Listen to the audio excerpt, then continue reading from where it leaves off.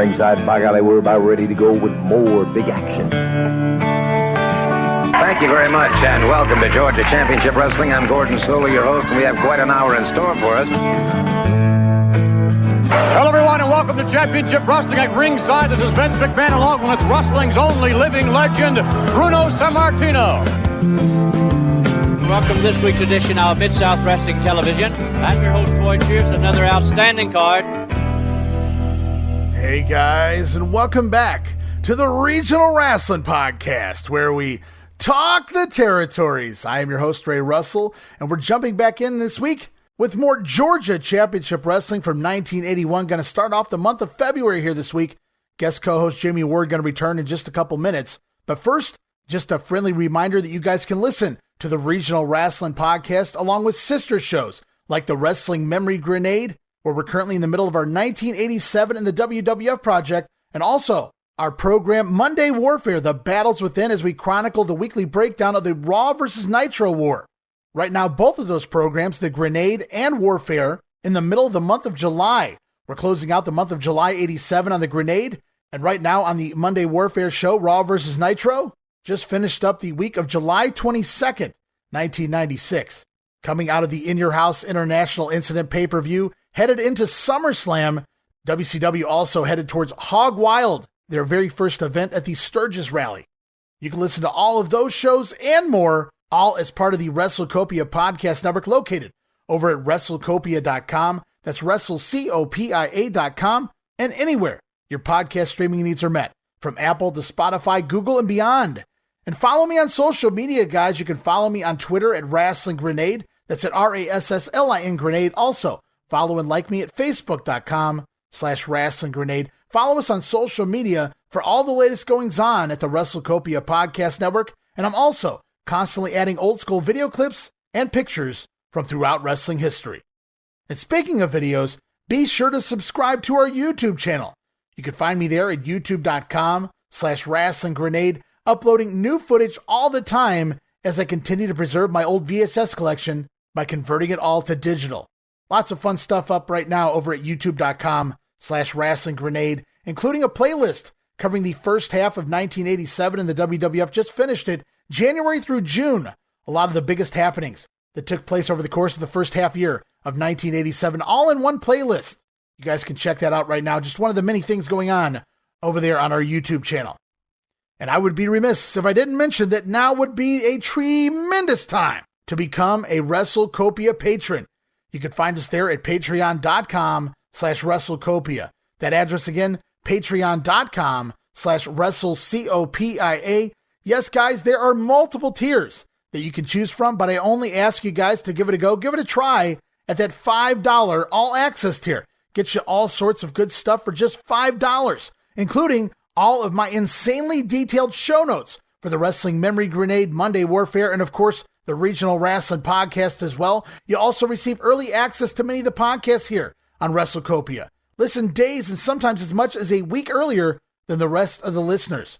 Plus, remastered versions of the earliest episodes of the Grenade Podcast covering the 1989 NWA project includes enhanced sound quality and new content and conversations, originally edited out of the initial broadcast due to time restraints, edited right back into the show. But that's not all. You also get digital downloads for your viewing and reading pleasure, and of course, our Patreon exclusive watch-along series, covering many past WWF and WCW pay-per-views, Coliseum videos, Saturday night's main events, Clash of the Champions, and so much more. Plus bonus video drops. You never know what's going to pop up there in that all-access tier. You get all of that, guys, for the low, low price of just $5. It's early access, insanely detailed show notes for 3 of the podcast shows, Patreon exclusive watch-alongs, remastered episodes with new content added in, digital downloads, and so much more for just $5. No subscription, cancel anytime. If you guys have a few bucks laying around, please show your support for all of my time and effort that I put into this entire WrestleCopia brand.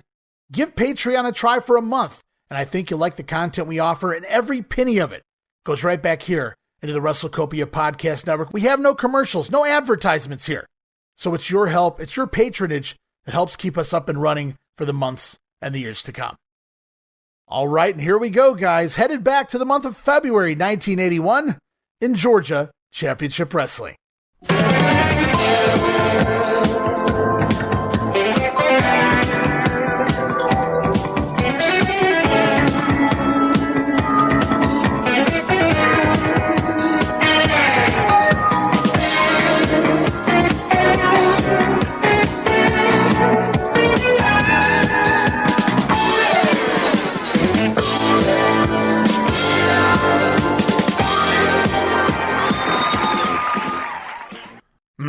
Gotta love that theme as we get rolling here this week. Gonna dive back into Georgia in 1981, and in order to do that, I gotta bring back on my guest co-host for that ride. So let's welcome him back. You've heard him before here on Regional Wrestling. You've also heard him as part of John McAdams' Stick to Wrestling podcast in the past. Please give a big warm welcome back, Jammie Ward, to the show. Jammie, welcome back again, which leads me to ask the question, Jammie, do you have a little Georgia on your mind? I always have Georgia on my mind. Since we started this. Good answer. I'm thinking all the time, Georgia. I love it. And thinking back to all the, fun I had over the years watching Georgia Championship Wrestling. Yeah, and I've got so much going on with the WWF in 87. I have to do that Monday Night War type stuff. And then, of course, we're doing Georgia. I'm doing Mid-South with Roman. And now my son has tasked me and going back in time and watching all of the Mid-Atlantic on Peacock with him. So we're already in the summer of 82 there. Now, I'm not taking notes, and I'm just sitting back at night. Every night we're watching a few episodes. So it's not like hardcore learning, going back to the learning tree again, but it's fun to get it in there. And just even in my relaxing hours, I'm still stuck watching the territories, which I'm not complaining about. And that's great. You're getting bonding time with your son in something that you love. He's taking interest in your stuff. Yeah. So it's old school wrestling, and Walker, Texas Ranger is what's playing right now at night. Oh, nice. Ricky Steamboat will be on there sooner or later. or you talking about the new one? No, not the new one. Not the new one. Okay. I tried watching it. It's too much drama, a lot less fighting. Not for me.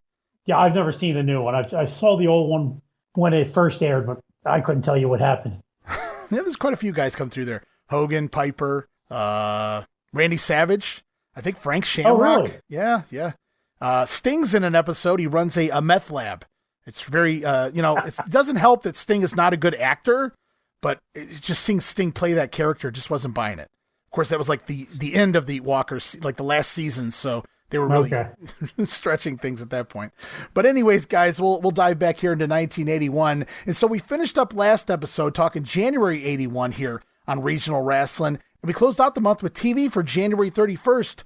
Coming out of that, we have a brand new national television champion in Bobby Eaton, defeating Steve O for that belt. Also, back on January 26th, the team of Ted DiBiase and the returning Stan Frazier dethroned the fabulous Freebirds of the national tag team titles, only to have the belts held up after a match on January 31st on TV as well. So as of right now, the national tag team titles are held up, pending a rematch between the two teams in a couple of days here, February 2nd in Augusta, which we'll get to in just a moment. But first, some big news, maybe some giant news coming our way here. In the month of February, Andre the Giant, the 8th wonder of the world in the state of Georgia for 11 shows. Here in the month of February, a new record for the Giant here in Georgia, 11 matches in 1 month. Yeah, well, they were getting ready to expand. Well, actually, they already were expanding up into Ohio and Tennessee. And who's bigger to bring along than Andre the Giant? Literally and figuratively, who's bigger? Andre the Giant in town here for nearly half of the month of February. Yeah, and I'm sure Vince Sr. was plenty happy to give him out to Georgia at that time, since him and Barnett were buddies. Right, and they got him just in time because that ankle injury is coming pretty soon for the Giant as well. Oh, that's right. I forgot all about that. Yeah, that's in the parallel universe. He doesn't have much time left.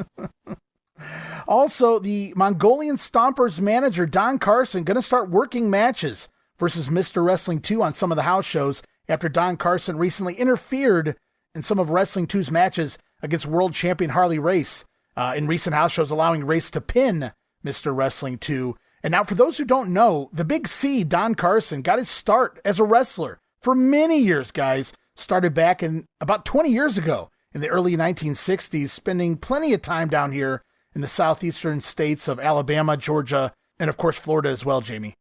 Yeah, and this will be a manager versus manager feud, since 2 went and applied for that license to be a manager. So it'll come in handy here. See, that grumpy Wrestling 2, he knew what he was doing all along. That's right. He was just sucking Don Carson in for that proper moment. So we're going to look at a few house show results here as we head into the first week of TV for February. And it all starts February 1st in Griffin, Georgia at the Mid-South Auditorium. On the card, Georgia champion Tony Atlas over Kevin Sullivan. Dick Slater defeating Terry Gordy. That sounds like a fun matchup. Also, the fabulous Freebirds of Gordy and Roberts Gordy doing double duty, if you had to pick one, I guess. It's Gordy and Roberts over the team of Robert Fuller and Ted DiBiase. National champion, the Mongolian Stomper, defeating Wrestling 2. Thanks a lot, Don Carson. And Dick Slater picking up another one. He beat Gordy earlier in the night. Dick Slater taking it home at the end of the night, winning a 12-man battle royal. As we move on, also on February the 1st in Marietta, Georgia, Jammie, at the Cobb County Civic Center. Saw again Georgia champion Tony Atlas over Kevin Sullivan. It's Steve-O defeating Ole Anderson on a disqualification. Steve Kern over Bobby Eaton. The Freebirds of Gordy and Roberts over DiBiase and Fuller yet again. And Dick Slater defeating the national heavyweight champion, the Mongolian Stomper, on a DQ. Any of these matches stick out to you? Well, the Tony Atlas, Kevin Sullivan, it's the battle of the former tag team champions from about a year ago. Former friends, former workout buddies, Atlas and Sullivan on a couple of shows here. Sullivan's been working mostly with Kern and Steve-O, but here on February the 1st, anyway, both shows working against former friend Tony Atlas. And I'll say it early for anybody that's following along. Notice as we get into February, even how much more Sullivan's body is changing. He's really getting ripped here. It continues to morph into unbelievable. You know, I never really saw this. I mean, I've seen Sullivan in shape, but maybe not in this type of shape. You know, by the time I started seeing Kevin Sullivan on my TV screen, and by the 90s, you know, I'm sure people that caught on to WCW in the 90s, they were like, there's no way this is the same guy. But it really is.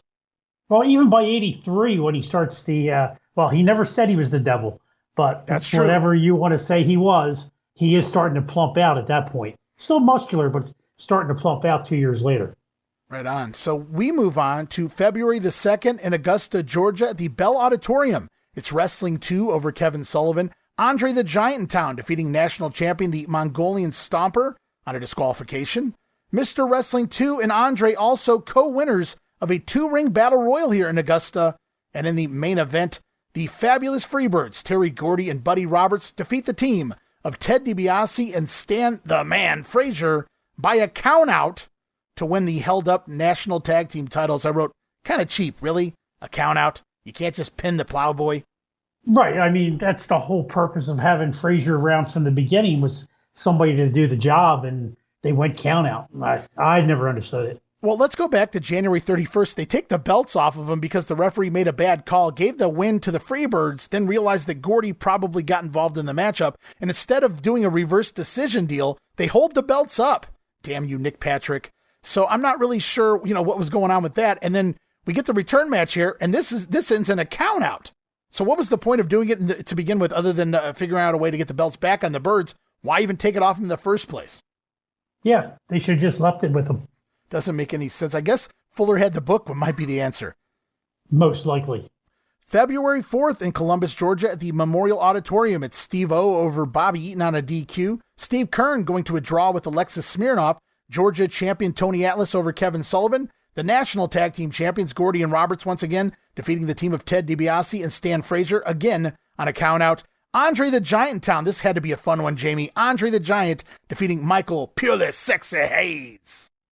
And Hayes ran that entire match. Oh, my God. He probably got 10 miles in during that match. And he paid for it, too. Came into the WWF and got fired by Andre, story goes. So maybe this it goes back to this match. You make me run, I make you pay.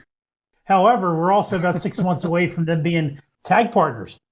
That is true. Oh, yeah. We got a lot of tag partners coming up here for Michael Hayes later on in the year, for sure.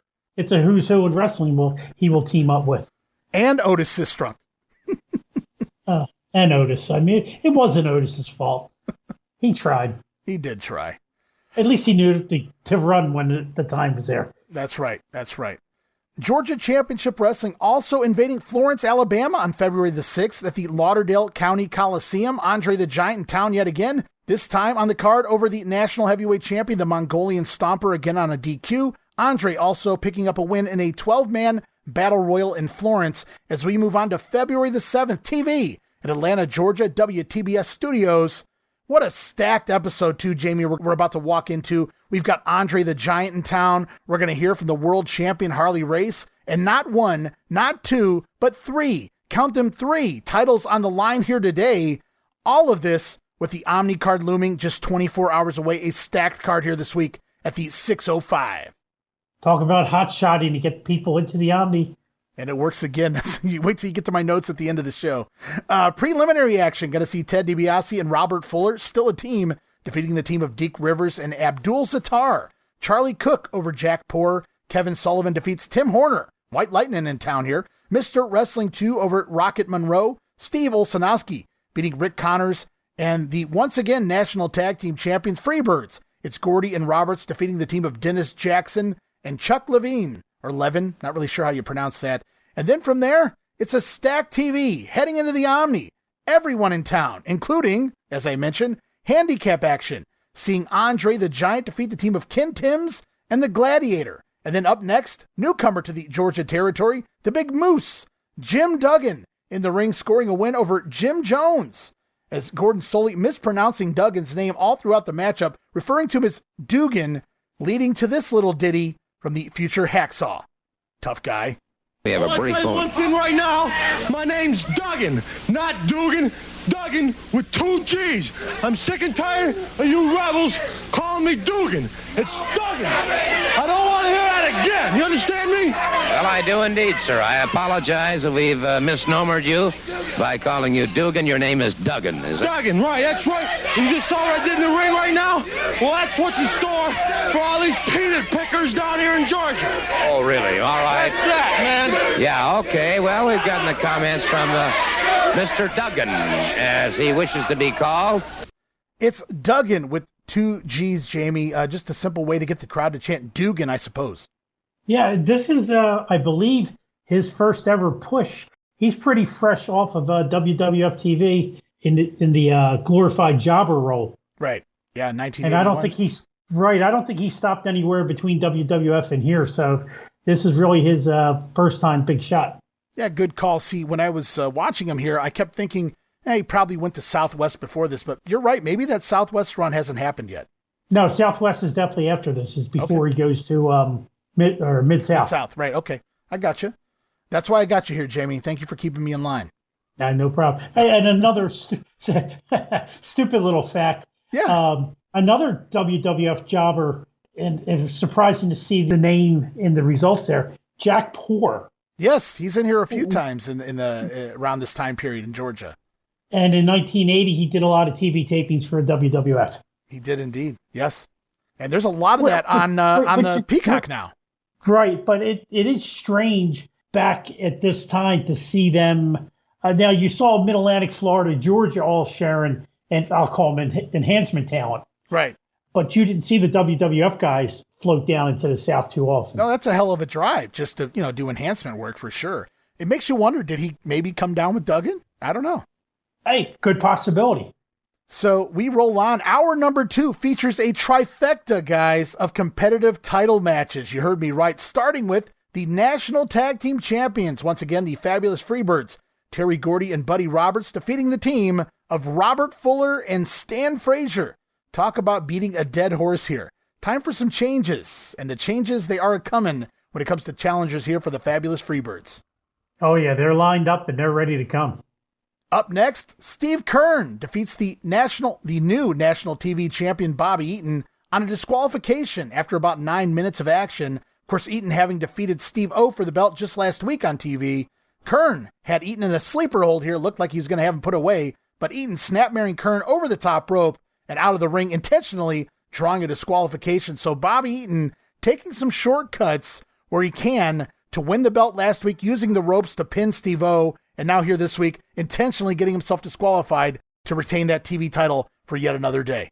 Yeah, Bobby's getting a nice little push here in Georgia, and he's going to hang around for a while yet. And then when he leaves here, I think this is where he goes to Memphis and ends up teaming up with Coco Ware. Big world title match upcoming at the Omni in just 24 hours' time. World heavyweight champion Harley Race scheduled to defend that NWA title against Tony Atlas. Right now, we're going to hear from both the champion and the challenger. Here's the world champion, Harley Race. Listen.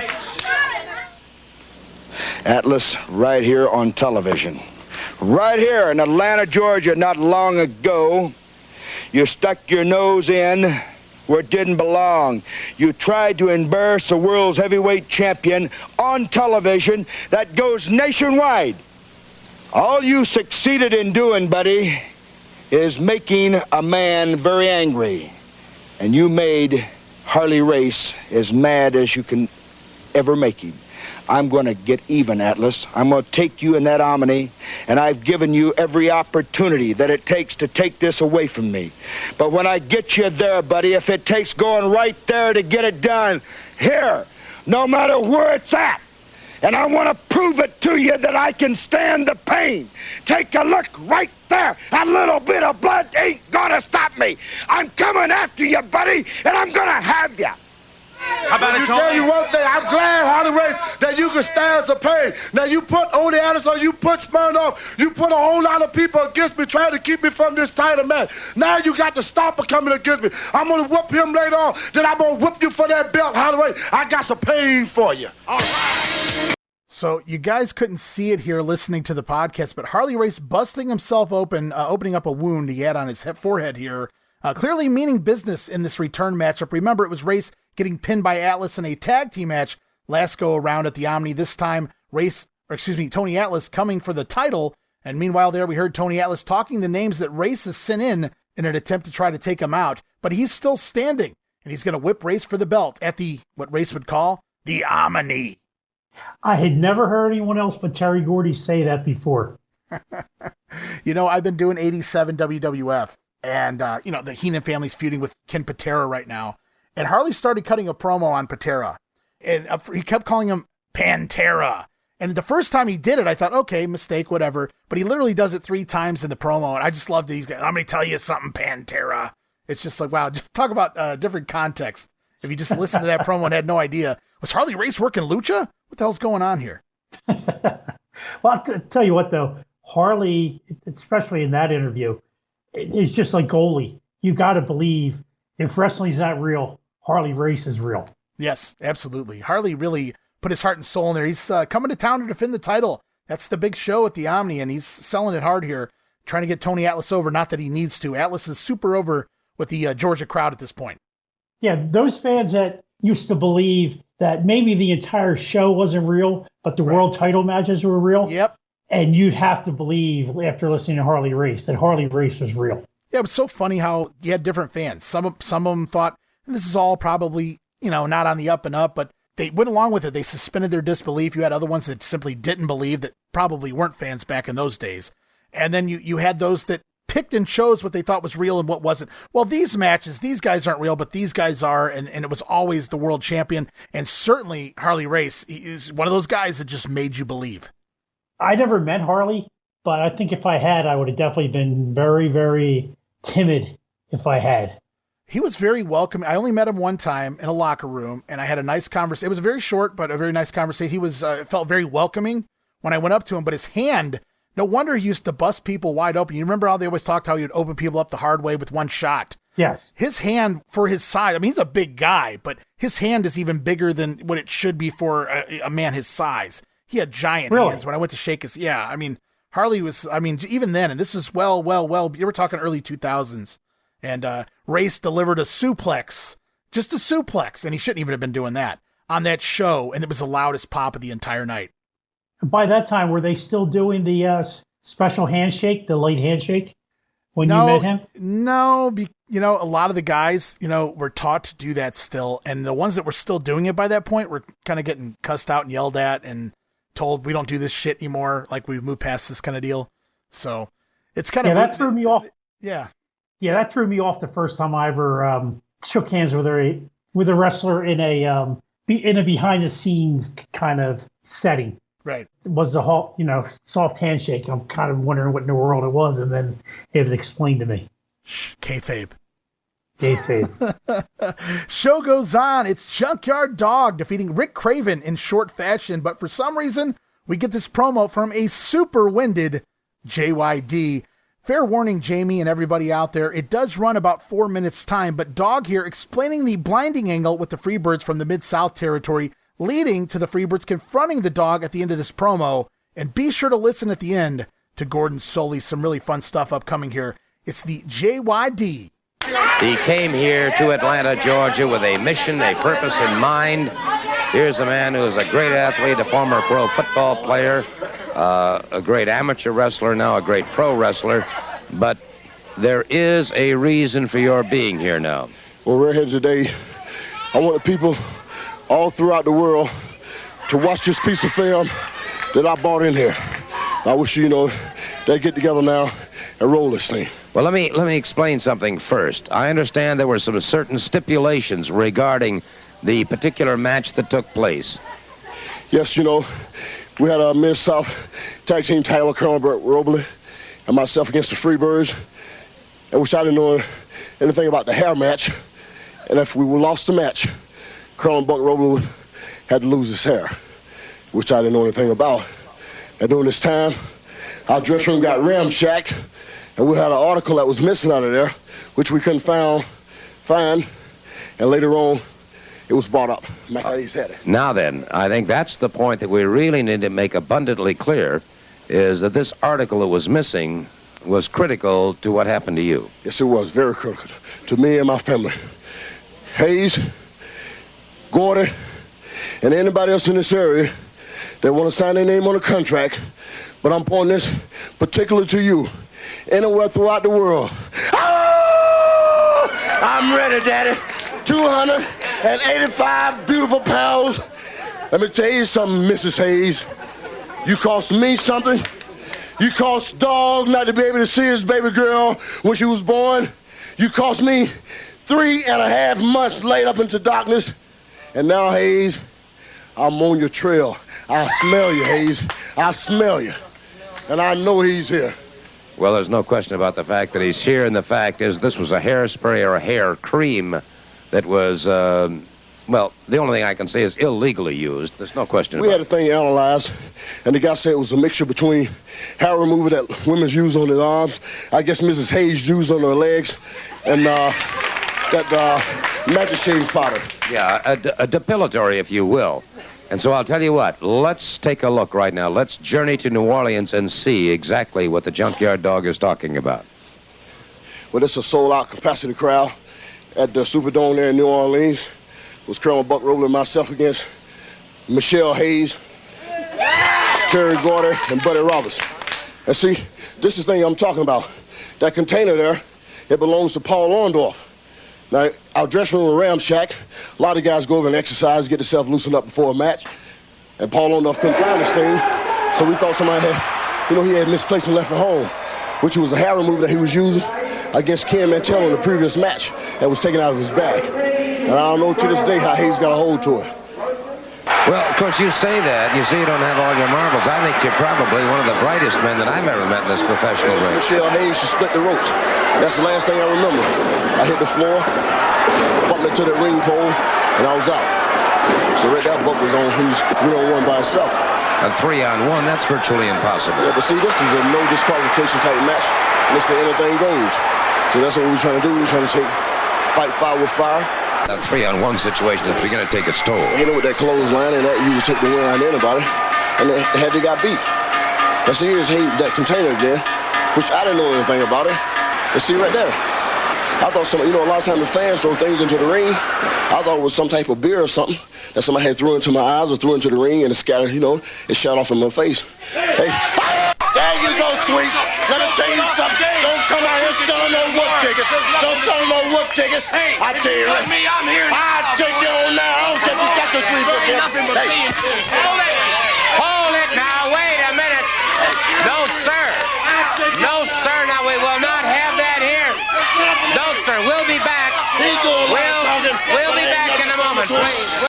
And no sir, we will not have that here. God, I love Gordon. The VTR is played, and I edited it down quite a bit because they showed a good chunk of that Freebirds, Robley and Dog match from the Mid-South Wrestling territory at the Superdome back in time last year when the Birds blinded the Dog with that special hair cream, which we learn now was apparently made of Nair or something along those lines. The Birds confront at the end there, but no sir, Gordon Solie having none of that. So the JYD Freebirds feud bleeds over from Mid-South Wrestling now into the state of Georgia as Robert Fuller clearly slowly losing the book here. And I don't know about you, Jammie, but the team of Dog and Dibiase equals greater than the team of Robert Fuller and the Plowboy. Oh, it's like an all-star team. You're putting Dibiase and JYD together, and here it is. the Bill Watts influence starting to creep in even more than it has been. We've seen it coming during the month of January. Right. And now it's even creeping in that much more. And even mentioned the hair cream came from Paul Orndorff's bag. From a match with Ken Mantell. They covered. Yeah, the details are just unbelievable. Yeah. The lengths that they went to at this point. Right, yeah. And it wasn't like Fuller booking. Fuller comes in, things change overnight. These guys are out, these guys are in. All of my guys are here now. Austin Idol and Kevin Sullivan split apart. Robert Fuller and Stan Frazier, all of a sudden the new thing. And when that doesn't work, DiBiase quickly slid in there probably to replace Austin Idol as the third man in that group. But, I mean, it's just so funny. Like you said, Bill Watts slowly getting control here. He's not doing it all in one shot. It's a little bit each week, and he's doing a fantastic job. And I got to ask you, did you enjoy listening to Gordon? They're really trying to hold the fort down. No, sir, we will not have that here. If you didn't know what Gordon looked like, you would have pictured him being like Andre the Giant size, ready to break all that up. 10 feet tall with a board. Bill Watts style again. Walking tall Gordon Solie. Boy, that would have been a hell of a gimmick if they could have gave Gordon a gimmick. Just a vodka in one hand and a board in the other. Well, I'm not going to have any of this shit out here. Nah, we'll just keep Gordon the way he was. God bless him.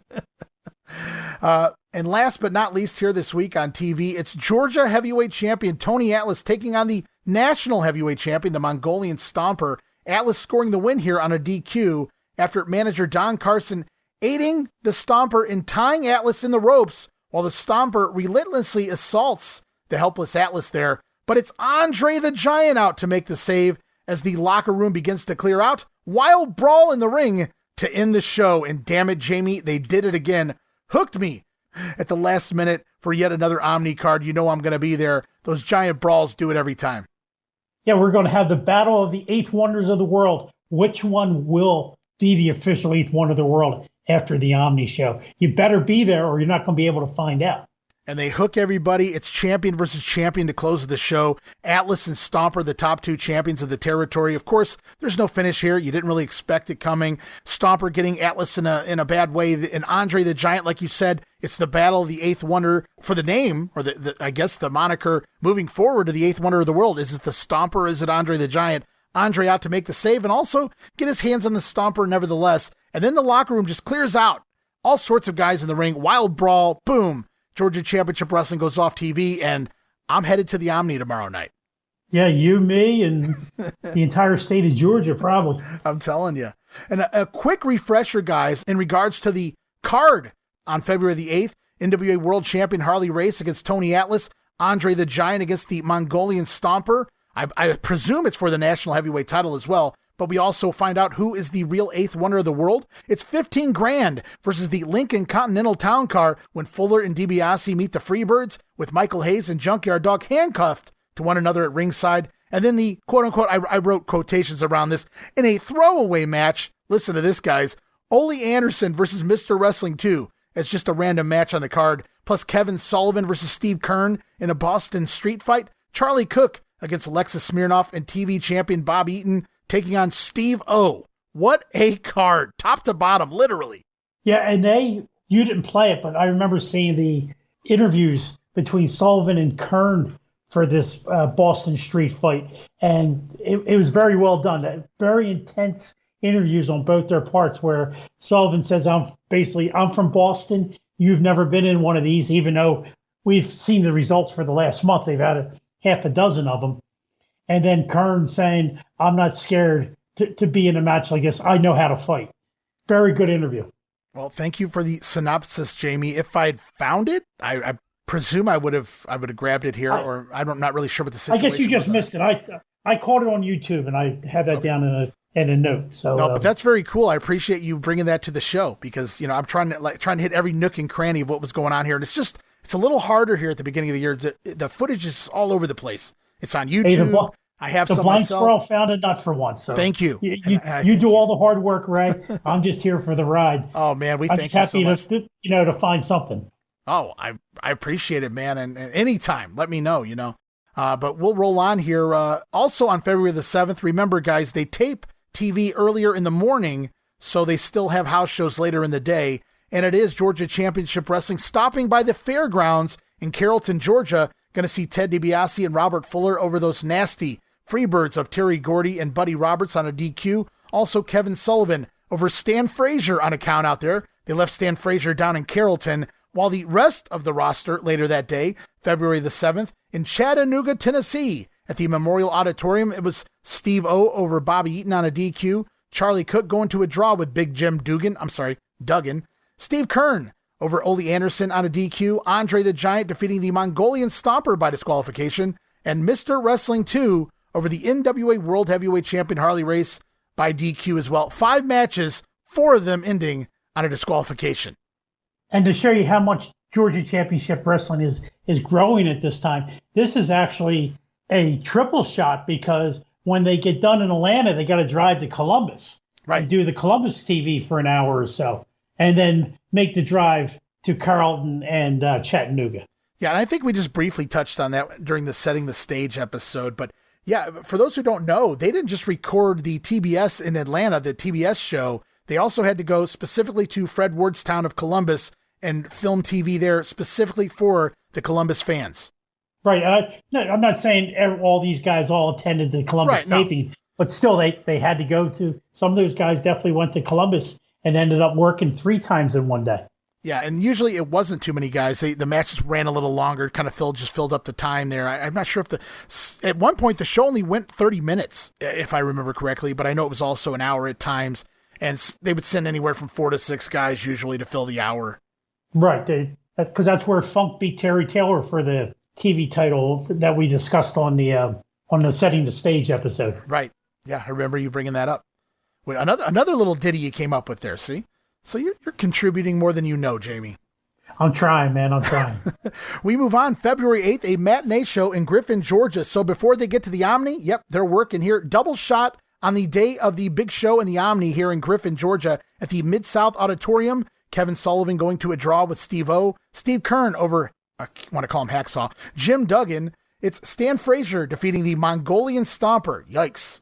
I would have loved to see that match. Luckily, just on a disqualification. No title changing hands there. Stomper still the national champion coming out of it. Could you imagine heading to the Omni later that night and them announcing over the PA that Stan Frazier has captured the national title from the Stomper? Could you believe that? Oh, my God. Because he accidentally fell on top of him and squashed him. And I would believe that. Now, I couldn't roll out at the 3 count.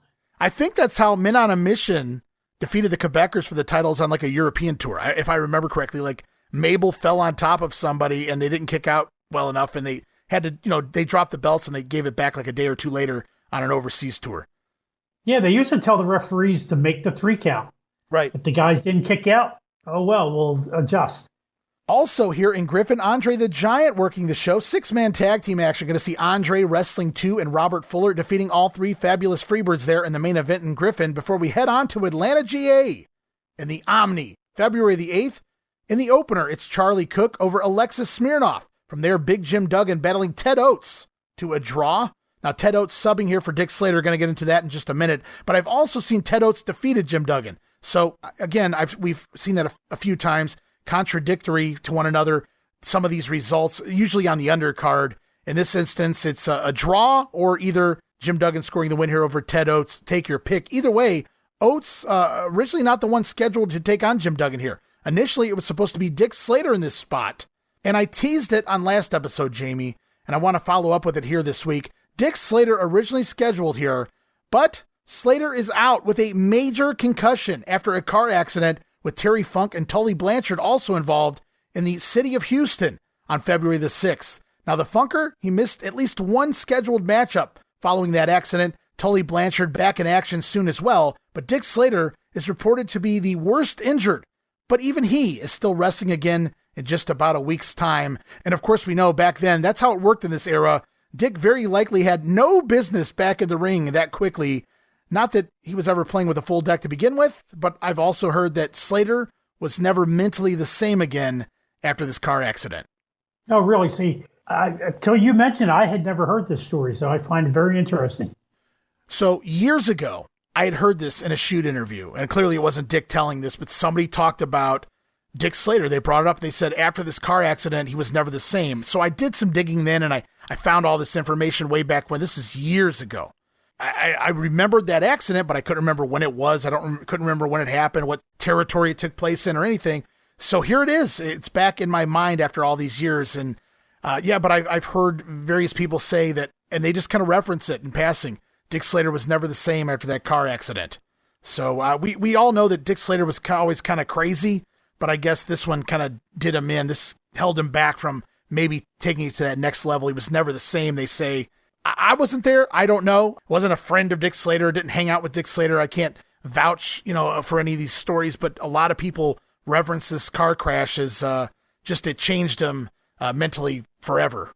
Well, thinking about it, not that I've ever remember seeing any Dick Slater or a lot of Dick Slater pre that car accident. Right. But definitely after that car accident, even though I didn't know it, thinking back, he didn't look like he was playing with both oars in the water a lot of times when he came out for interviews. Even during that Mid-Atlantic run where he's Harley Race's bounty hunter with Bob Orton Jr. Right. He never looked like he was playing with a full deck when you looked into his eyes.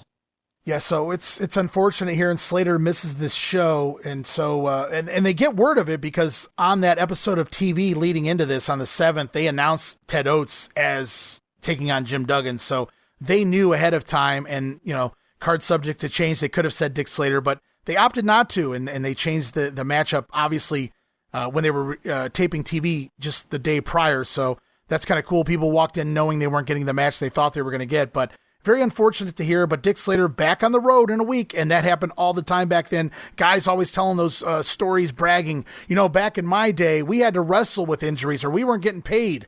Well, some injuries weren't probably worth wrestling for, and this one sounds like you maybe should have taken a little more time off.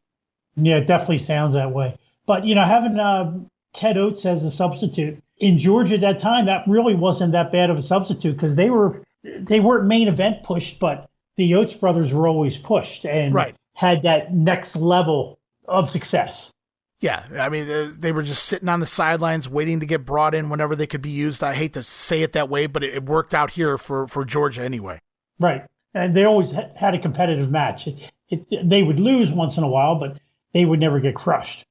So we roll on here at the Omni. It's Kevin Sullivan defeating his arch rival Steve Kern here in the Boston Streetfight. So the Boston Battler going to get the win here over Steve Kern in his namesake, or city-sake, street fight anyway. Also on the card, it's Steve Olszewski, Steve O, defeating the national TV champion Bobby Eaton to recapture the television title with a reverse rolling cradle here. So Bobby Eaton didn't hold the belt too long, but I mean, that big win on TV that really made people take notice to Bobby Eaton, which I think was really all the idea here. But it didn't take long, Steve O regaining the belt. More plans ahead for Steve Olszewski. Right, the Steve O push continues. They must have really liked him. I mean, coming from September, hanging around mid-card, and then all of a sudden at the end of December, basically all the way through the rest of his run, he's always on the upper end of the card. Yeah, I can't really explain it. Again, there's really nothing wrong with him. I don't see it. They talk about it. I just don't see it. Yeah, his interviews were, they threw him out there enough for commentary, I guess, trying to get him the experience and have him come out of his shell, but he just kind of hung in that shell most of the time. Right.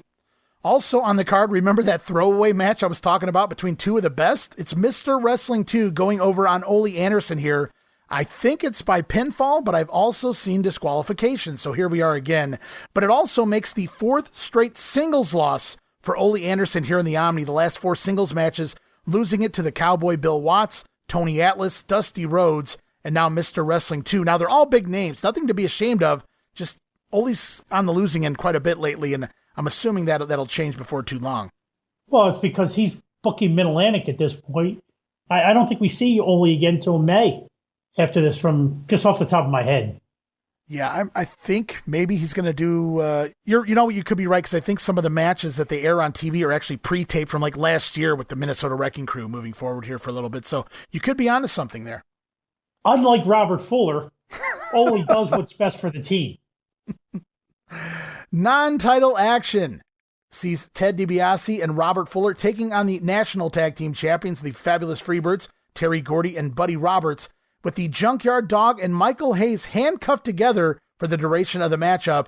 It was Fuller and DiBiase's $15,000 versus the Freebirds Lincoln Continental Town Car that they won from Robert Fuller last month. It is Dibiase and Fuller defeating the Freebirds here. Finish seeing Michael Hayes tripping up Dibiase from the floor. Hayes then jumping into the ring, but he's cuffed to the dog, so he has to bring JYD in with him, leading to Buddy Roberts running into a big left hand from the dog. Robert Fuller making the cover and the baby faces getting the win there. Robert Fuller gets his town car back. They get to keep that 15 grand, and Junkyard Dog proving to be a good foil for the Freebirds in Georgia as well.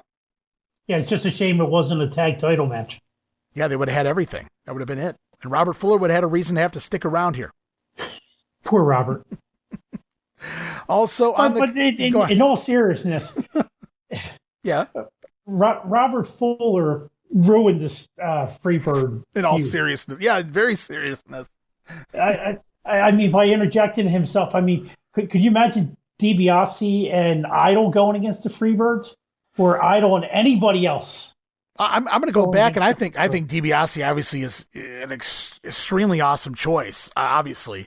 But I go back to just the storyline with Sullivan. I'm not saying Sullivan's the level of a DiBiase, but the story was there enough to make you still be invested enough that it was far bigger deal than Robert Fuller. And again, you know, it's like when I have to defend Hulk Hogan on my 87 show in the WWF, I was never a Hulk Hogan fan. And I grew up as a kid 5 to 12 during the Hulkamania era, and I was still never a Hulkamaniac. So, I mean, but I have to defend him, and people are like, oh, you're a Hogan fan. No, I'm just, facts are facts. You know what I mean? Even Dave Meltzer's going to tell you, no, the business changed because of Hulk Hogan. I see him do it all the time. And then here in Georgia, you know, I feel like I'm constantly ripping on Robert Fuller, but maybe I'm just ripping on his booking because I always loved Fuller. The first time I ever saw him, I didn't get to see him until late in his career, was in Dallas when he was teaming with Jeff Jarrett there when he was doing USWA in Dallas and Memphis. And I got to see some of that stuff, but I loved it as a kid, Jamie, as like 9, 10, 11, whatever it was. I didn't care, you know, that he wasn't the greatest worker by then or whatever. He was just cool. He exuded coolness. You know what I mean? And I enjoyed him. I thought he was. I was in Memphis for one of the Joel Goodhart trips when Fuller was the lead heel against Lawler. Okay. And I thought he was a pretty cool dude. You know, being in the studio and seeing how he commanded the interview segments. Yeah, he was awesome. I loved his promos. I loved his foghorn, leghorn shit in WCW. He was always fun, even if he was given crap. I mean, if you could just look past the crap and just see what he did with it, it was always a fun time. If you were just going to try to have some fun, he was cool. And but yeah, I just go back and I never had a bad memory of Robert Fuller, even though I caught him at, like I said, the tail end of his career. But here, man, and I don't have a problem with him wrestling here in Georgia. I'm happy that he's here on my TV screen. But man, I mean, his booking is highly questionable.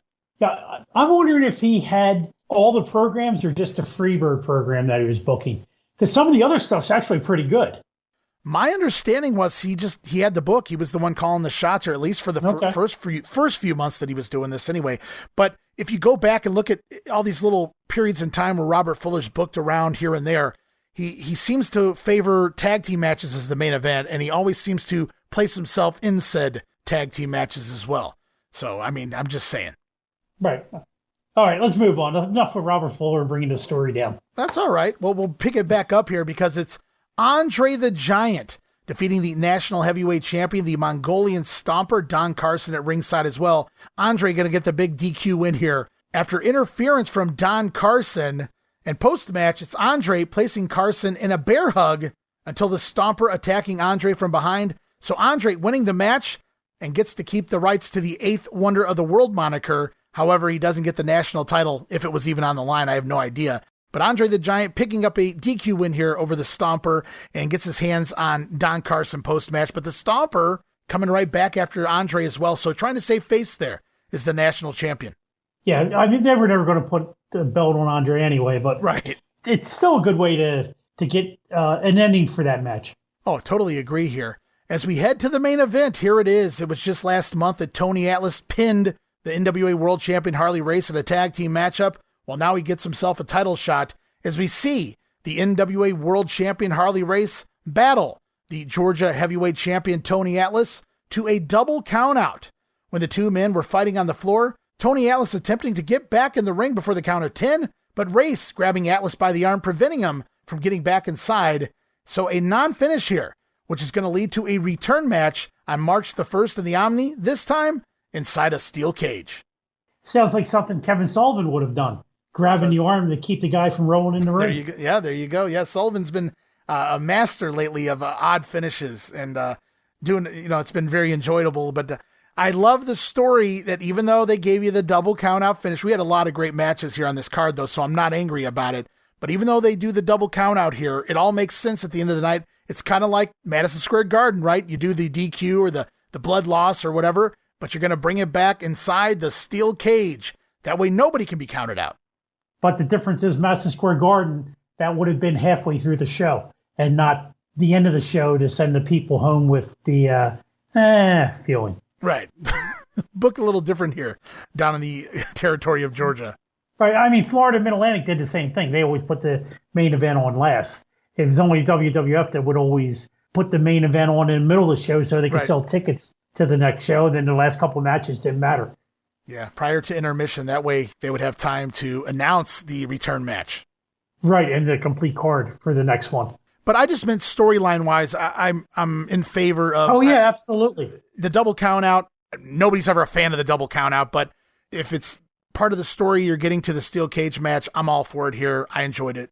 And this is their third or fourth match, because they had October and November? Right, yeah, they did wrestle. September and October, they did 2 matches. Now you're going to have the conclusion in March once and for all. Right, yeah, it's been a pretty telling story over the last, say, 5 months between Tony Atlas and Harley Race, and it's all going to come to a head on the March 1st Omni card. But for now, we're going to roll on, look at some more house shows heading into the next week of TV. February 9th, Augusta, Georgia, Bell Auditorium.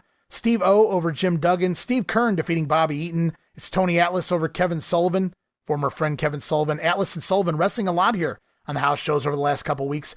Fabulous Freebirds in 6-man tag team action. Going to pick up the win over Ted DiBiase, Robert Fuller, and Stan Frazier. Hopefully Frazier the one taking the fall. And in the main event, it's Mr. Wrestling 2 over the national heavyweight champion Mongolian Stomper on a disqualification. And we continue on February 10th in Macon, Georgia at the Coliseum. It's Steve O over Big Jim Duggan. Tony Atlas defeating Kevin Sullivan. The Mongolian Stomper over Steve Kern. Freebirds, Gordy and Roberts defeating Robert Fuller and DiBiase on a disqualification there. Move ahead yet another day. February 11th, Columbus, Georgia at the Memorial Auditorium. Mr. Wrestling 2 over Kevin Sullivan. Steve Kern defeating Jim Duggan. Ted DiBiase going one-on-one with Michael Hayes, getting his hands on Hayes. That could have been fun. It's DiBiase over Hayes on a DQ. Also on the card, Tony Atlas over the Mongolian Stomper in a reverse decision disqualification. And listen to this, guys. The Fabulous Freebirds of Buddy Roberts and Terry Gordy defeat the team of Robert Fuller and Stan Frazier in a loser of the fall leaves town match. So I'm guessing Stan did the job here. Can we have a moment of silence, please? Here comes the 10-bell salute.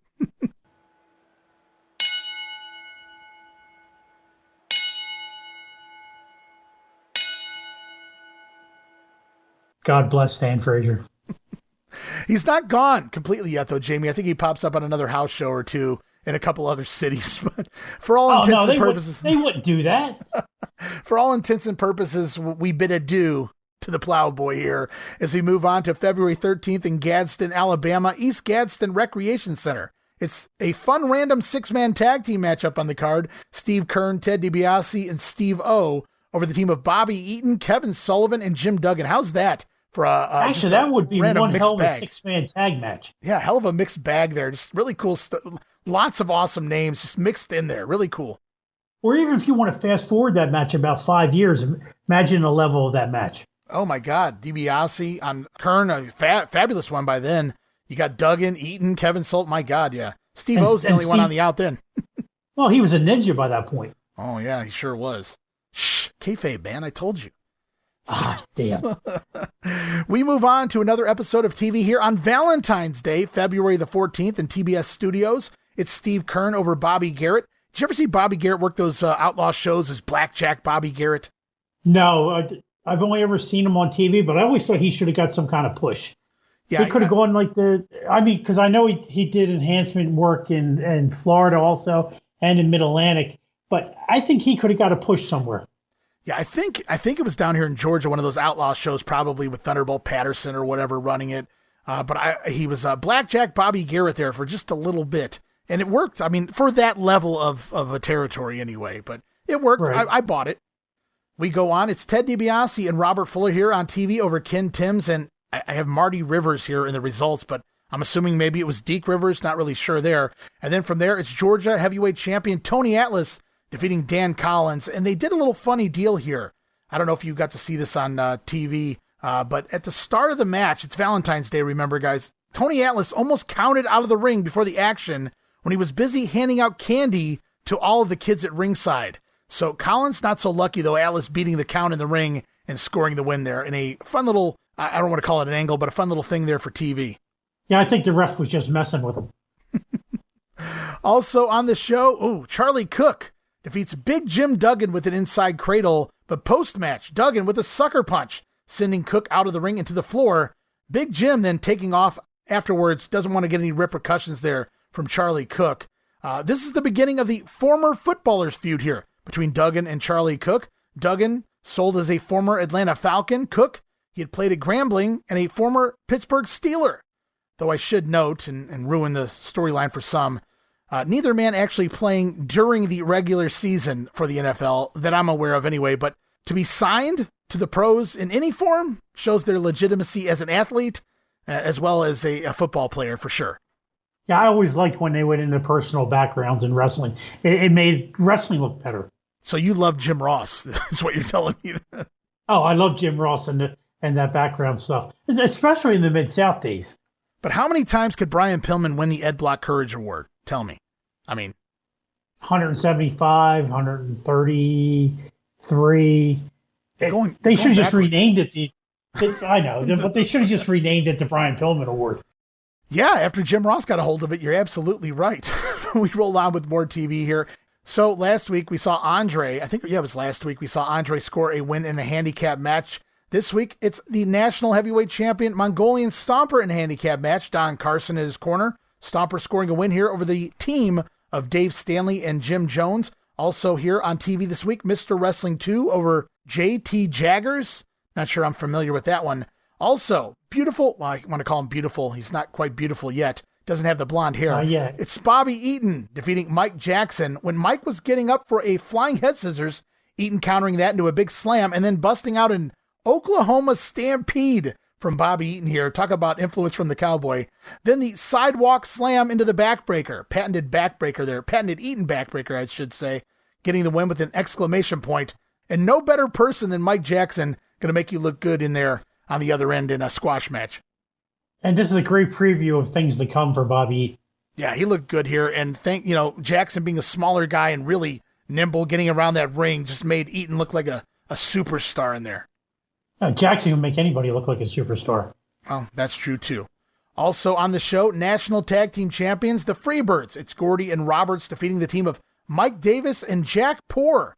As we learn, the Freebirds have yet another matchup upcoming against the team of Ted DiBiase and Robert Fuller at the next Omni card on March the 1st. This time, it's the Freebirds' choice of match, a Fantasia Gamble Match. Let's hear from the champs as they explain exactly what is a Fantasia Gamble Match. Regarding the Georgia Tag Team Championship, on March 1st at the Omni, the Fantasia Gamble. I've had Robert and Ted explain it to me. I wonder if you'd mind explaining it. Gordon, just hush a minute. Let me tell you something. I've been up all night long. They've been up all night long. We've been flying all night long to get here to explain this match because for the first time in history, a Fantasia Gamble. Now, these nitwits that come out here are as stupid as the people that come to the arenas that proclaim these people and wish to see them try to beat us. They didn't even understand it. Now, they hit it right when they said that the loser of the first fall must swap out with his partner in the corner in the handcuffs. But what they neglected to say, which is the whole reason for the Fantasia Gamble, is the winner of the first fall gets to unloosen their man in the handcuffs, and then come the second fall, it will be 3-on-2. And I may remind you that when it comes to 3-on-2, you're looking at the greatest and the best, undoubtedly. Now, you mean to tell me if you're handcuffed in the first fall, and then if either one of your men win, you're released? That's right. It's just like this. Either way, we're going to get down and dog. The Freebirds have done it again, and it'll be March 1st. The Freebirds have done it again. Gordon Solie kind of trying to understand the rules of the matchup there. And once he does figure them out, he sees, like Michael Hayes says, nobody does it better 3-on-2 than the fabulous Freebirds. And it's been that way their entire run since September. Hayes has outsmarted them all. And I'm going to try to make sense of these rules here because it took me a couple tries to actually figure this out, as it's going to be Gordy and Robert starting the match against Robert Fuller and Ted DiBiase, with Michael Hayes and the Junkyard Dog handcuffed at ringside in their respective corners. Now, the winners of the first fall, let's say it's the Freebirds, their partner, which would be Michael Hayes, gets unhandcuffed, making it a 3-on-2 disadvantage for the challengers here of Fuller and DiBiase. Now, the loser of the first fall has to switch with the handcuffed person. So let's say Robert Fuller takes the fall. He has to switch out with the Junkyard Dog, and then it's Fuller handcuffed, giving the winners the advantage still 3-2. Convoluted, I know, but at least they're trying and they're thinking. And it's kind of interesting also because let's say the titles do change hands. It could be DiBiase and Fuller, it could be DiBiase and Dog, or it could be Dog and Fuller. It could be any combination thereof, depending on how the fall goes, if the baby faces even lose the first fall. Now, what they didn't explain here is it Texas Tornado type, where all four guys are in the ring at the same time, or is it regular tag team rules? Oh, good question. I didn't even think of that, and I know there's footage out there and I have all my notes and everything prepared for it. I just don't remember off the top of my head how that works. Well, when we get to the March 1st show, I believe they have highlights and we'll find out at that point. Off the top of my head, I don't remember how that match goes. At this point, though, they haven't made it clear, is it four guys in the ring at once, or are we tag team rules with two guys handcuffed? Yeah, and I'm wondering if they even know at this point what they're wanting to do with that. They probably don't. It's probably all a work in progress.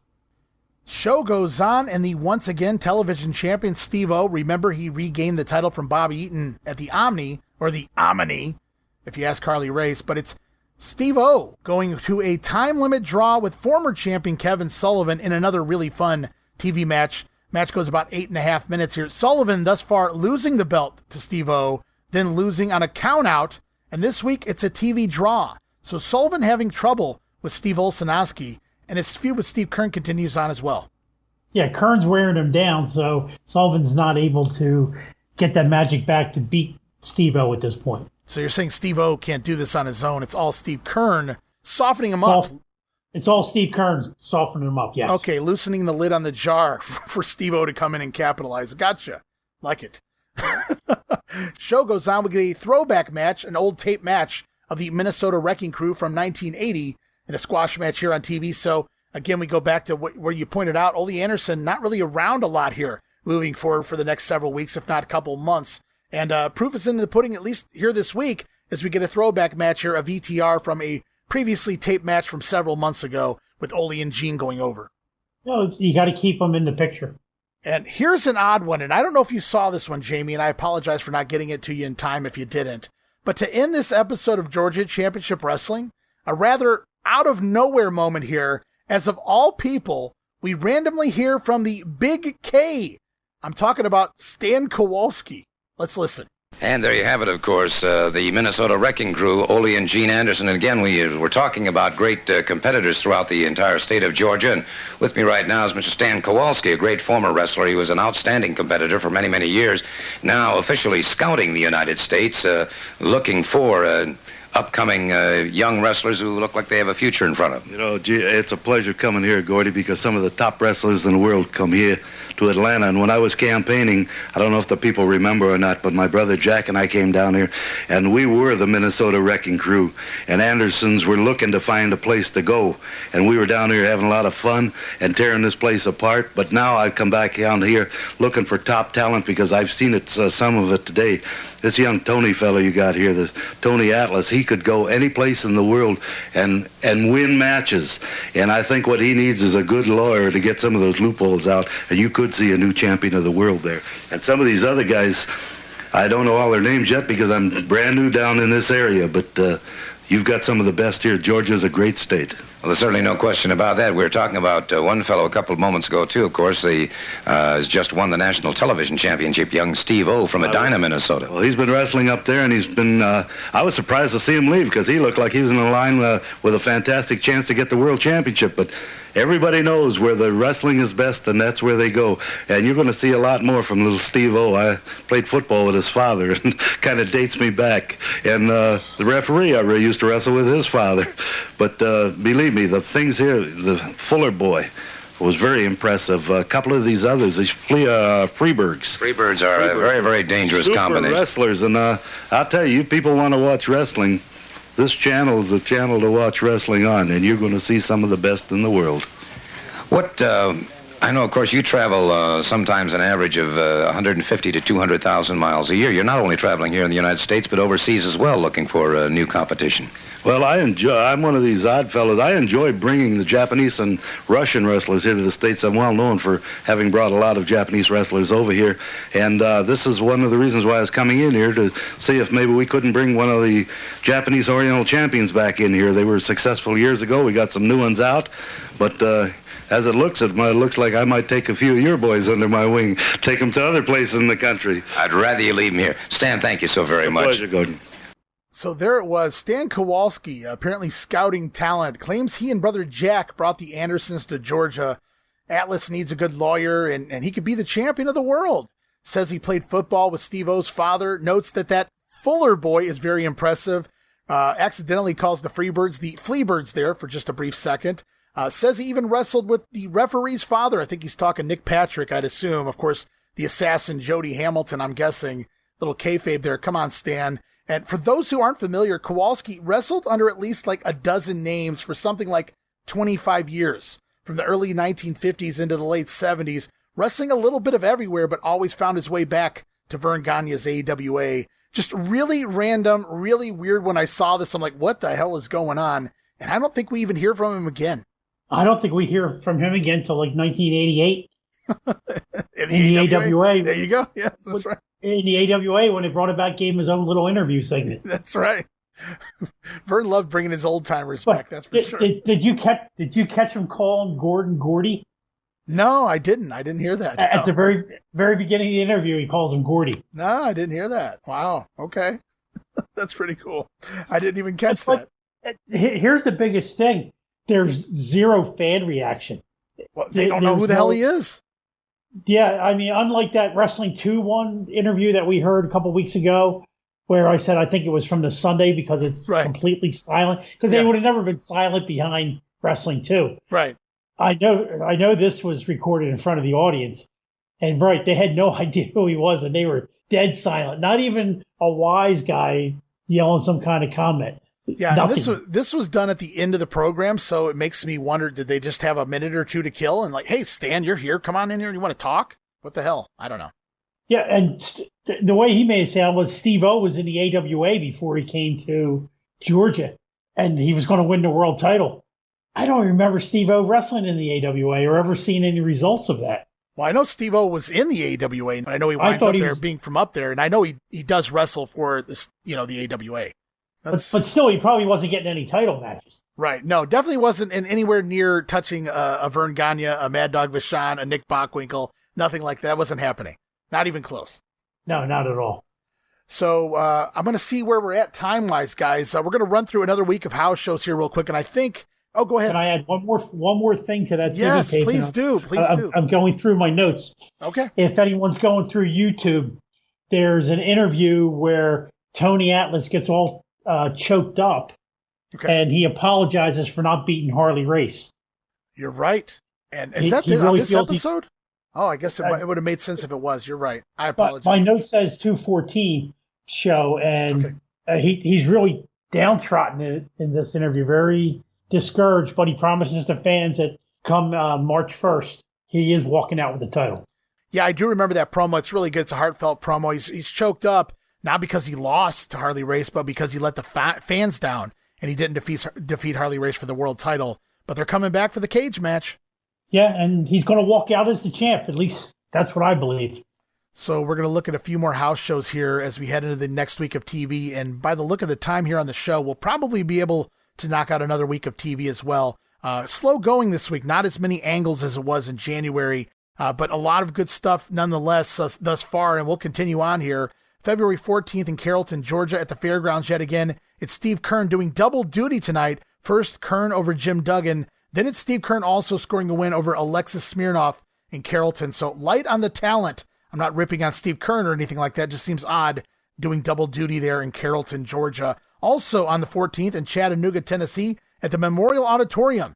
Mr. Wrestling 2 over Kevin Sullivan, Fuller, and DiBiase defeating the Freebirds in a Texas Tornado match. See, maybe they're trying some things out. Before they get to the Omni, exactly. Yeah.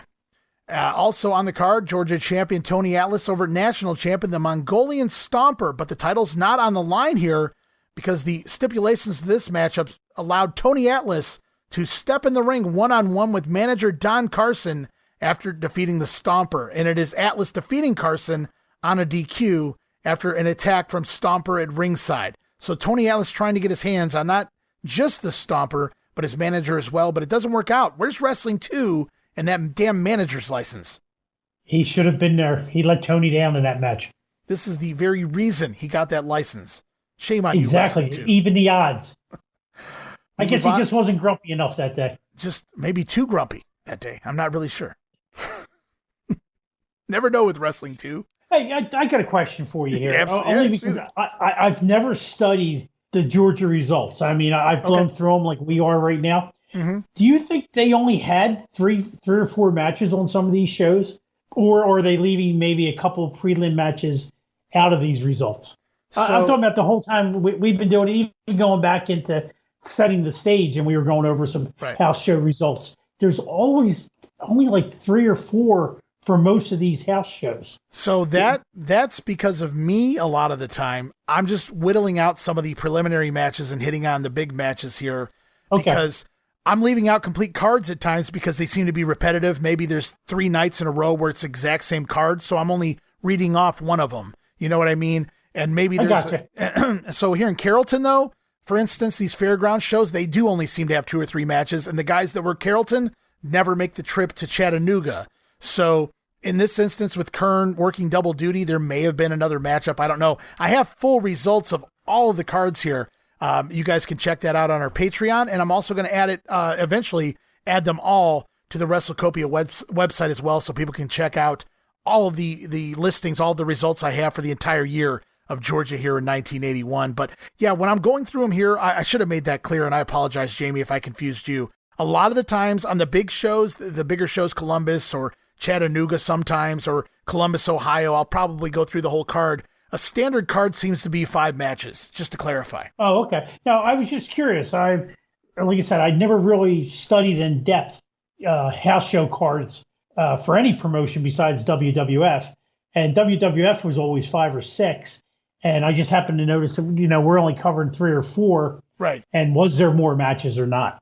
No, it seems like the standard is 5 matches per night. Just to be clear for everyone out there. And I do apologize if anybody else was confused about that as well. All right, no problem. I'm here to learn, just like the fans. Oh yeah, me too. That's what I'm doing. So we move on to February 15th, Griffin, Georgia, at the Mid-South Auditorium. On the card, it's Kevin Sullivan going to a draw with Steve O. Big Jim Duggan picking up a win over Charlie Cook. DiBiase teaming with Steve Keirn here over the fabulous Freebirds, Gordy and Roberts. Mr. Wrestling 2 also defeating the national champion Mongolian Stomper. Makes you wonder if those matches were DQ finishes or whatever, because there's 2 champions there doing jobs. It's Stomper jobbing to 2, and then the Freebirds going down to Keirn and DiBiase. Could it have been non-title matches? Perhaps. Just feels like I don't see that in both instances here, though. It is just a throwaway house show, so very well could have been, DQs because you're sending people home happy. True, and it's also, you're right, it's also the matinee show up in Griffin, whereas the big show later in the night is in Marietta. And it's the good guys winning. Right. It's not like the heels are winning, so you're sending them home disgusted. So I just finished telling everybody that the standard house show card was like 5 matches, not counting the Omni. But here we have a 6-match card in Marietta on February the 15th at the Cobb County Civic Center. Steve O going to a draw with Jim Duggan. Kevin Sullivan over Stan Frazier. He's back for one night only by a count out here. So I guess loser leaves town didn't apply here in Marietta. They loved them some Plowboy, it would appear. But Kevin Sullivan, nevertheless, I don't know, maybe Frazier was filling in, what the story is here.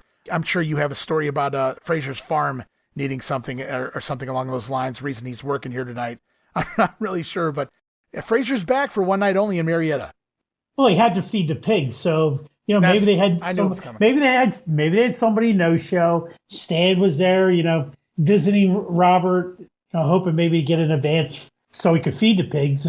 And then somebody no showed, and they said, "Hey, Stan, you want to make a quick $20? You're going to face Sullivan." Tremendous. And that's what happens down there in Philadelphia, but not that Philadelphia. No, the other Philadelphia. Right. Also on the card, it was Robert Fuller over Bobby Eaton. Steve Kern defeating Terry Gordy on a disqualification. Freebirds, again, Gordy in the ring with Roberts this time over Tony Atlas and Steve Kern. And in the main event, Ted DiBiase taking on the Mongolian Stomper. It's DiBiase over the national champion Stomper on a DQ. Now, that would have been a good match, DiBiase and the Stomper. See, I like this show because they mix it up. Right. Everything's very different on this show. Matchups we haven't seen. It's like the WWF in Providence, just something completely different. Yeah, just throw matches out there and make people see something different. February the 16th in Augusta at the Bell Auditorium, Steve O going to a draw with Kevin Sullivan. Then from there, it's Robert Fuller defeating Bobby Eaton. I wrote, "My, how the mighty have fallen." And no offense to Bobby Eaton, just Robert Fuller going from the main program to just working on the show here, defeating Bobby Eaton on the undercard.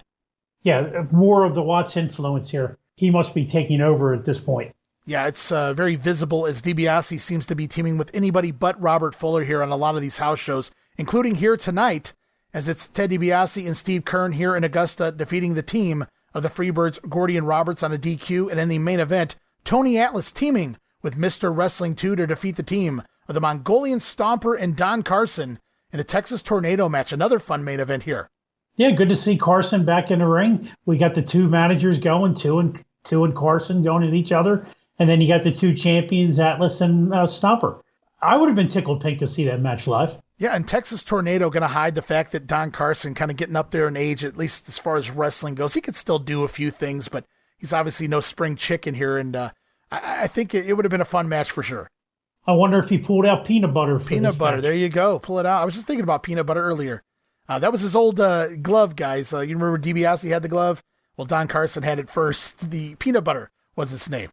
Yeah, he loved that glove.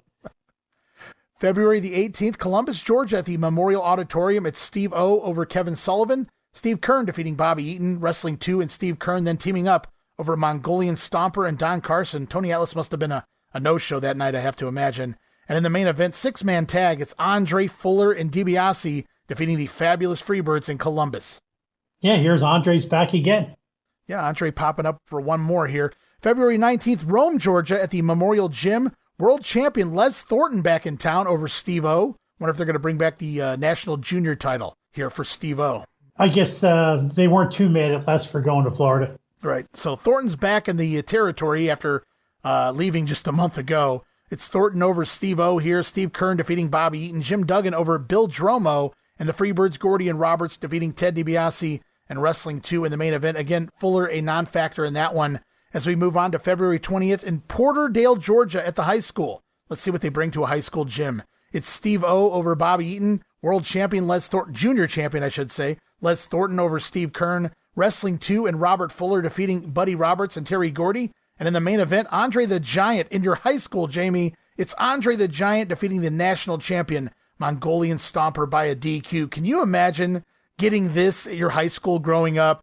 Happened more than you'd imagine back then for sure. But wow, just imagine you go there, you watch the match, you go to school a day or two later and you're like, this is the gym that I'm shooting hoops in right now. This is where Andre the Giant was beating the crap out of the Mongolian Stomper like 2 days ago. You know, it's one thing to see Andre in like a big arena. Right. And even if you're sitting front row and having him walk past you. But imagine sitting first or second row in a little high school gym. Oh my God. Yeah. Larger than life. Indeed. Right. How big he would appear. Yeah. I really wouldn't even think of that. I remember going to a WWF event during the Giant Gonzalez days and being ringside and just holy shit looking up at him in that nonsense costume and but how tall he was, but I can't imagine Andre in a high school gym, such a small closed area. You're right, man. It would have made him larger than life. I mean, literally, not just for cliche purposes. Well, speaking of Gonzalez, he was a legit 7'4", 7'5", I once stood next to him in the Philadelphia Marriott, and I stand 6'2". Okay. And I felt like sky low Yeah. next to him. I mean, I looked up with him, and my neck started to hurt because I couldn't look that high. You know, I'll say this much for the guy, and I hear he was a really nice guy. Obviously, he couldn't work a lick, but that look, you know, that first ooh, ah, he got those when he came through the curtain, when he came out to the ring, when the fans got to see how tall he was. So if Vince was, you know, hiring him for a quote unquote to be a freak, if you will, a freak show deal, you know, Vince loved those things. It worked. And I hate using that term, but I mean, that's, you know, essentially the oohs and ahs that he got. But I mean, man, yeah, talk about a huge man. And Andre was just big everywhere. Yeah, well, Andre had girth, so he even looked, you know, bigger. But Right. Gonzalez had to be the tallest person I've ever stood next to. And I once bowled with not Manute Bowl, the guy from the commercials. No, Mutombo. Mutombo, yeah, Dikembe Mutombo, yeah. Yeah, we were in a bowling alley with my kids, and here Mutombo comes in right into the next lane with his 17 kids. Oh, man, I bet Tom Robinson's pissed off he can't tell this story. Yeah, no, I don't even think Tom knows this one. Oh, okay. Yeah, we were in, you know, lanes right next to each other, and Mutombo was a big man. I mean, by the time he released the ball, it was like watching the Plastic Man bowling. You know, he releases the ball and he's right at the pins, getting a strike every time. Oh, man, kudos to you for dropping the name Plastic Man as well. I love it. Never know what's happening here on the show. Oh, that was a decent 1970s cartoon. It was. I like Plastic Man. I haven't seen it in over 30 years, so it just made me pop. They never tied him in with the Justice League. They never did. Back or Super Friends, but he was from that universe. Right. Yeah, he sure was. And they had a Plastic Man character host a cartoon. I think it was DC Cartoons, somewhere in the 1980s as well.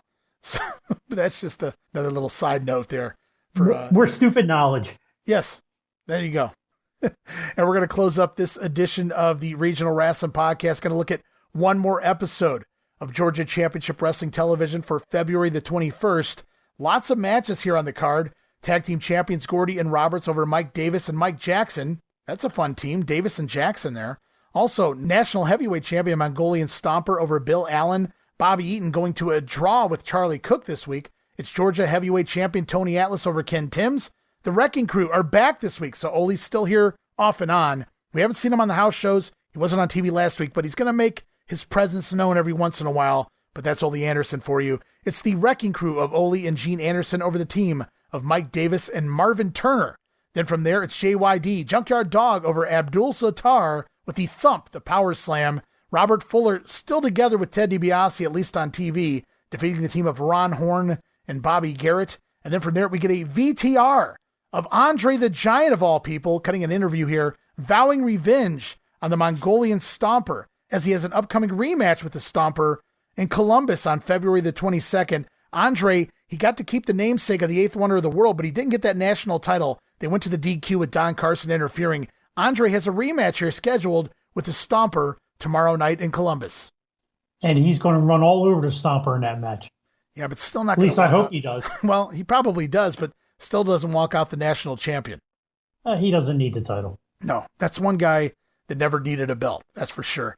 Also on this show, the fabulous Freebirds cut another promo continuing to explain the Fantasia Gauntlet match, likely because last week they didn't even know all the rules quite yet, and they probably got a few more in here. I don't have this on film, so I can't play the audio here for you guys, but just let it be known that the Freebirds explain the Fantasia Gauntlet match a little more here this week on Georgia TV. And finally, and I addressed this an episode or two ago, way back in the fall, or the end of the fall, Robert Fuller was booking, and so he brought in some of his guys, of course, the Stomper being one of them, and Joe LeDuc as well. And LeDuc's been here the entire time we've been covering Georgia Championship Wrestling, Jamie, but we haven't really mentioned him because he's not in any of the angles, the storylines, the title matches. He's working the preliminary match, usually the squash match, on the underneath on these house shows, which is why you haven't heard his name a lot there either. Like I said, I removed some of the preliminaries. And unfortunately, Joe LeDuc gets left out because of that, and I apologize, guys. But here this week, Joe LeDuc gets to cut a promo And I don't have this on film, again, so I can't play the audio for you. But thanks to Walt Wolanski, he did an excellent job of breaking this promo down in the old fanzines. And I wanted to run through this real quick. Interview with the Canadian freight train, Joe LeDuc. Joe LeDuc basically saying that he's here to make money. And, it's really a generic promo, if you will, but at least they're finally giving him some interview time. And yeah, it's a shame that he wasn't more involved in his 10 weeks that he was in Georgia. It's really weird. And he's here for a little bit longer, not by much. Obviously, Robert Fuller on his way out here pretty soon. And thus so is guys like the Stomper and Joe LeDuc before too long. But it's just really, I don't know, it's kind of odd that you have a guy, the level of a Joe LeDuc, the look, the body, the type, the believability of a Joe LeDuc, and you're not utilizing him more. Maybe this was, no, and I'm not trying to insult Mr. LeDuc with this comment, okay, but maybe he was under the Stan Frazier program where if he had time, he worked. I mean, not that he had a farm he had to attend to, sure, but maybe he had, a shoot job that he was doing, and he could only work dates every so often. Yeah, I'm not sure what the deal is here because I do see him pop up a lot on results, but I'm not really sure what's going on. And maybe you're right. Maybe there is something else going on to where he can't really commit to anything big because maybe he's going to leave at any moment, or maybe he can't make the big dates. So it's a good call. That could always be a situation. Yeah, that's just my opinion on it. Also here this week, we're going to hear once again from the Big Moose. They call him Moose because that was his nickname in high school. I'm talking about Jim Duggan.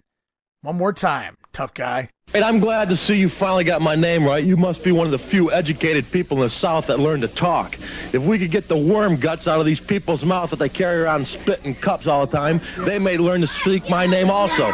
It's Duggan. Okay, Mr. Duggan, first of all, I think it would be interesting to note, going back into your past, you were quite an athlete in high school. That's right. I'm not one of these muscle-bound jerks or these fat slobs. I'm an athlete, one of the best in the world at what I do. I played pro football. I was all-decade in college. The best football player to play for SMU in 10 years. I'm an all-around athlete. This is something I'm taking on now, and I'm going to prove to the world that I'm the best in this ring. Well, now you're talking about this. I understand, too, that you were a state amateur champion in wrestling. That's right. In 73, I was New York State. That's New York State, not little chicken Georgia State. New York State amateur champion. So Duggan putting over his amateur status heading into the pros. New York State amateur champion. I didn't go digging, so I can't verify if this is just a pro wrestling angle or a story, whatever you want to call it, background story, but sounds legit to me. I mean, I know Jim Duggan was indeed a wrestler and obviously a football player as well, but it's just kind of cool to hear Duggan cut a normal human being promo rather than the typical hacksaw promo we became accustomed to over the next several decades. He's well spoken. Yeah, he hasn't changed his voice yet. No, and I get doing that, trying to sound tougher and meaner and louder and scarier. Tough guy. He comes off very well here, well spoken as a heel. He's doing a good job here cutting a promo. Although he'll find himself eventually in that hacksaw voice. Oh, yeah. By the time we get up to October, when we get the John Nord version of Duggan, he has that voice by that time. But the people are just going to have to wait until we get there. And remember, guys, that's Duggan with 2 G's, not Dugan. As the show goes on, we see Duggan step into the ring, going to take on Steve Kern. But it is Steve Kern defeating Jim Duggan after Duggan missing a shoulder tackle to the corner. Kern with a schoolboy roll-up. Going to get the win there over Big Jim Duggan. And then we roll on. Third time's apparently the charm, Jamie, as Kevin Sullivan finally defeats Steve-O to win the national television title after Steve missing a drop kick and Sullivan drops an elbow to capitalize. Going to score the win and win the title back in 9 minutes and 15 seconds. Another really good TV match. And is it coincidence that the Steve Kern match was before this? Oh, man. You notice the little subtle things, don't you? Sometimes stupid stuff sticks out. Well, I wouldn't call that stupid at all. It's good booking, and it's pretty cool that you pointed that out because I wasn't really looking at that. You know, when you're sitting here taking notes sometimes, like I have to do, and with doing the research and reading the different magazines and all this other horse shit in between, and I'm not trying to make excuses, but sometimes I miss the little things, and they're just as important. So I appreciate you bringing that to my attention there. Yeah, Steve Kern getting a win there over, a pretty solid name on the underneath in Jim Duggan. And then Sullivan coming out right after that and regaining the title. It took him a few tries, but he's television champion once again. See, sometimes 4 eyes are better than 2, Ray. I do need some glasses, so it might be 6 eyes pretty soon. Well, anyway, then we're dealing with 8 eyes. 8 eyes, okay, I figured. All right, okay. I already got 4 going. I didn't want to presume. So Steve-O, not exactly Mr. Charisma out here, but he has solid matches on TV each and every week. He's had a lot of good matches here, so I can't really crap on the guy, which was, I guess, the point of being the TV champion, being able to have good matches out here for television. Kevin Sullivan, though, regaining the belt after letting Steve-O have a little rub as a 2-time champion in a short amount of time. So Kevin Sullivan, no doubt, still has Steve Keirn to deal with moving forward. Yeah, that feud is not over yet. And we're going to close out this edition of Georgia Championship Wrestling and close out this edition of Regional Rasslin as well with one more matchup here on TV. It's the NWA World Junior Heavyweight Champion Les Thornton back on TV, going to a draw against Mr. Wrestling 2. You have to think the junior title was not on the line there. I don't think Wrestling 2 would have been happy being considered a junior heavyweight, but it is Les Thornton battling 2 to a draw and about 6 minutes of TV time remaining here on TV. The time expired as the program comes to a conclusion. Unfortunate, but funny, as these two men would be 2 of the few who moved over to the WWF version of Georgia Championship Wrestling in the early goings of TBS in 1984, 2 and Les Thornton doing jobs for Vince McMahon. But here back in 1981, putting on a fun little match, even if it did only go 6 minutes. And to take that one step further, when Vince is forced to move into the TV studio for TV tapings right before WrestleMania, the very first match they have live back on Georgia Championship Wrestling with Gorilla Monsoon is Wrestling 2 against Les Thornton, which goes to a 10-minute draw. All right. Well, there you go. The conclusion of this match, perhaps they pick it back up several years later. I remember too, and Thornton being there in the studio for those WWF matches, but I did not know they worked each other in that first match there. So very cool, more useless information that only one of us would know. That very true. And of course, when Vince also takes over, those two were very common guests with Freddie Miller when they would show the WWF matches and then cut back in between. So pretty cool this week. We knocked out 3 weeks of television here on this episode of Regional Rasslin, which means we only got 1 episode of TV to go before we head into the next Omni card on March the 1st. Going to be a fun time when we get there. Lots of cool stuff coming up. Remember, it's Tony Atlas and Harley Race inside a steel cage. The Fantasia Gamble Match. The Fabulous Freebirds, National Tag Team Champions, taking on Fuller, Dibiase, and the Junkyard Dog. National Television Champion Kevin Sullivan apparently already slated to take on Steve Keirn. So Steve Keirn coming back for that TV title. Dick Slater back on the road after that concussion. He's scheduled to take on Ole Anderson. And that's just one of the undercard matches. Also there, Wrestling 2 against Bobby Eaton. Joe LeDuc back on the Omni against Steve-O. And in a return match from TV, and we're going to see it again on TV too, it's Charlie Cook going to take on Jim Duggan. Lots of cool matches coming up in the Omni, and lots of fun things happening next week on TV as well on February the 28th to build to some of those matches. Yeah, I see I was wrong about Ole. He's still hanging around there, I guess just to keep his name fresh. That way he can get the job back after Bill Watts gives it up. Yeah, Ole's no fool. He's popping up on maybe every 2 or 3 episodes of TV. He's clearly still finding his way onto some of these Omni cards, at least in the mid-card. Just not a fool, Ole Anderson coming back for the important shows anyway. Yeah, that's why Ole lasted so long. Yeah, maybe who knows how long he would have lasted if Georgia stuck around. I don't know what would have happened there. But that's fantasy booking for another time.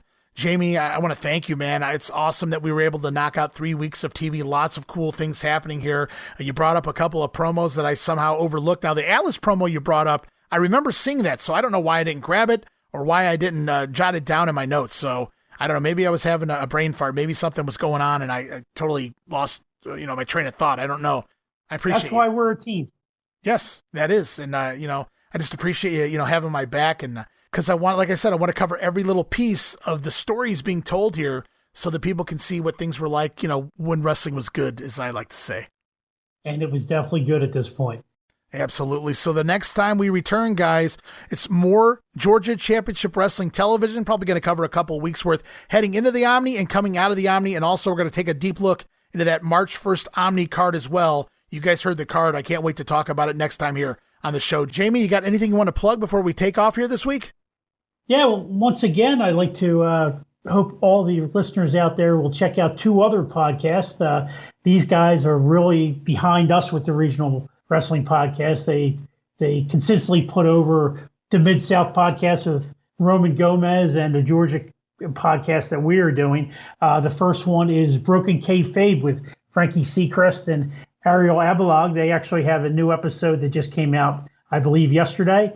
And also The Other Ship, which is taken over for the Brothership, the Breaking Kayfabe with Barry and Baldwin. And this past week, they talked about some fantasy wrestling. They talked some music, and it's really a good show.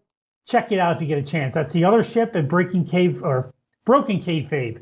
Check out both shows. You won't be sorry that you did. All right, sounds good. All right, guys, and with that out of the way, Jammie, I just want to tell you I appreciate you being here on this trip through Georgia Championship Wrestling in 1981 with me. I know we're coming up any week now here in the year of 1981 that you're going to become a full-time fan of GCW. You're going to be watching it on your TV screen at home, so you're really going to have firsthand knowledge and flashbacks, I'm sure. Yeah, we're not far away. The March 7th show is the first one that I ever saw live. So we're only 2 shows away from that. Yeah, so that means we'll be covering that on the next episode of Regional Rasslin'. So that's going to be really intriguing to see what happens once we get to that point in time in 1981. But for now, Jammie, I just want to say thank you so much again for being here on the show. My pleasure. Anytime, Ray, you need me, I'll be there. Appreciate it. All right, and that's going to do it this week here for Georgia 81. Want to thank Jammie Ward yet again. As I am your host, Ray Russell, you can follow me on Twitter at Rasslin Grenade. That's at RASSLIN Grenade. More Georgia with Jammie, more Mid-South with Roman, coming very soon here on Regional Rasslin', where we talk the territories.